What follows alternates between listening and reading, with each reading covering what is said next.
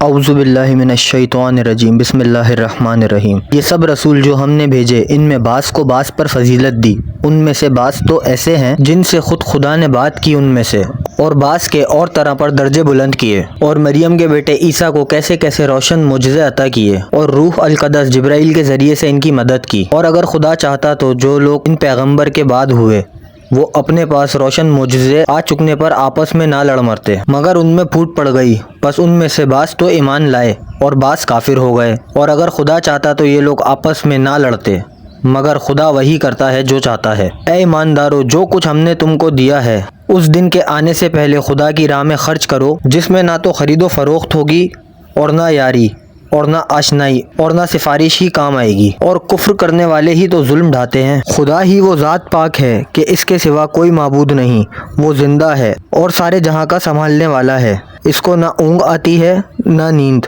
جو کچھ آسمانوں میں ہے اور جو کچھ زمین میں ہے غرض سب کچھ اسی کا ہے۔ کون ایسا ہے جو بددن اس کی اجازت کے اس کے پاس کسی کی سفارش کرے؟ جو کچھ ان کے سامنے موجود ہے وہ اور جو کچھ ان کے پیچھے ہو چکا ہے خدا سب کو جانتا ہے، اور لوگ اس کے علم میں سے کسی چیز پر بھی احاطہ نہیں کر سکتے مگر وہ جسے جتنا چاہے سکھا دے۔ اس کی کرسی سب آسمانوں اور زمینوں کو گھیرے ہوئے ہے، اور ان دونوں آسمانوں زمین کی نگہداشت اس پر کچھ بھی گرا نہیں، اور وہ بڑا عالیشان بزرگ مرتبہ ہے۔ دین میں کسی طرح کی زبردستی نہیں، کیونکہ ہدایت گمراہی سے الگ ظاہر ہو چکی۔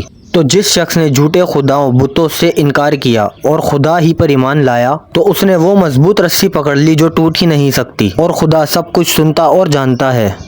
خدا ان لوگوں کا سرپرست ہے جو ایمان لا چکے، کہ انہیں گمراہی کی تاریکیوں سے نکال کر ہدایت کی روشنی میں لاتا ہے، اور جن لوگوں نے کفر اختیار کیا ان کے سرپرست شیطان ہیں کہ ان کو ایمان کی روشنی سے نکال کر کفر کی تاریکیوں میں ڈال دیتے ہیں۔ یہی لوگ تو جہنمی ہیں اور یہی اس میں ہمیشہ رہیں گے۔ اے رسول، کیا تم نے اس شخص کے حال پر نظر نہیں کی جو صرف اس برتے پر کہ خدا نے اسے سلطنت دی تھی، ابراہیم سے ان کے پروردگار کے بارے میں الجھ پڑا، کہ جب ابراہیم نے اس سے کہا کہ میرا پروردگار تو وہ ہے جو لوگوں کو جلاتا اور مارتا ہے، تو وہ بھی شیخی میں آ کر کہنے لگا میں بھی جلاتا اور مارتا ہوں، تمہارے خدا ہی میں کون سا کمال ہے؟ ابراہیم نے کہا اچھا، خدا تو آفتاب کو پورب سے نکالتا ہے، بھلا اس کو تم پچھم سے تو نکالو۔ اس پر وہ کافر ہکا بکا ہو کر رہ گیا مگر ایمان نہ لایا، اور خدا ظالموں کو منزل مقصود تک نہیں پہنچایا کرتا۔ اے رسول، تم نے مثلاً اس بندے کے حال پر بھی نظر کی جو ایک گاؤں پر سے ہو کر گزرا، اور وہ ایسا اجڑا تھا کہ اپنی چھتوں پر ڈھہ کے گر پڑتا تھا۔ یہ دیکھ کر وہ بندہ کہنے لگا اللہ اب اس گاؤں کو ایسی ویرانی کے بعد کیوں کر آباد کرے گا؟ اس پر خدا نے اس کو مار ڈالا اور 100 برس تک مردہ رکھا، پھر اس کو جلا اٹھایا۔ تب پوچھا تم کتنی دیر پڑے رہے؟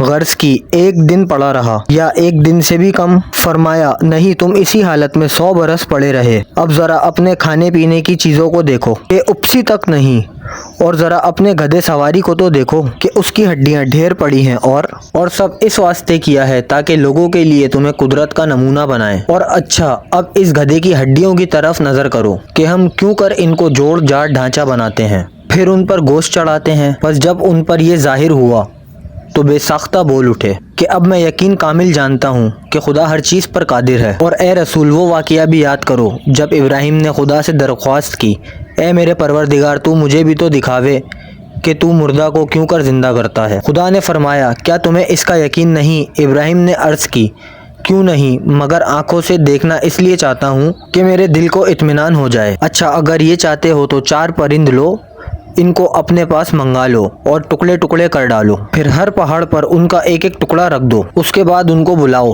پھر دیکھو تو کیوں کر وہ سب کے سب تمہارے پاس دوڑتے ہوئے آتے ہیں، اور سمجھ رکھو کہ خدا بے شک غالب اور حکمت والا ہے۔ ویڈیو پسند آئی ہو تو چینل کو سبسکرائب کریں، بیل آئیکن دبائیں تاکہ ہر نیو ویڈیو کا نوٹیفیکیشن آپ کو مل سکے۔ ویڈیو کو لائک، کمنٹ اور شیئر ضرور کریں۔ شکریہ۔